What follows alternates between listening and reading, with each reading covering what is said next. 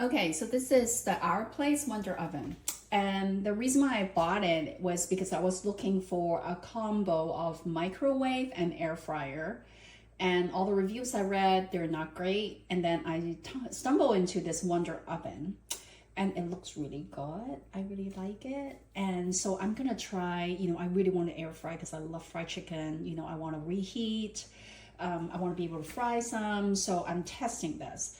And the interesting thing about this is it's got a steam function. So if you put just a little bit of water, and the recommendation is like 1 capsule, so I'm gonna put it there, it would keep it juicy. So I already preheated this, and I did a search online. Supposed to be 375 degrees will be good. So I preheated it for 2.5 minutes about.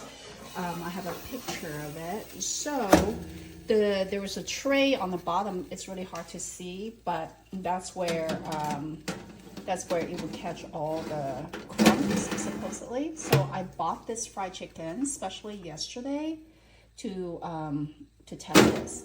So supposedly the heat comes from both the bottom and the top, and then there's like there's air circulation, so you don't have to flip it or anything like traditional air fryers. So I set it at the air fry setting, and I did a little search online, 375, and I'm going to try to do this.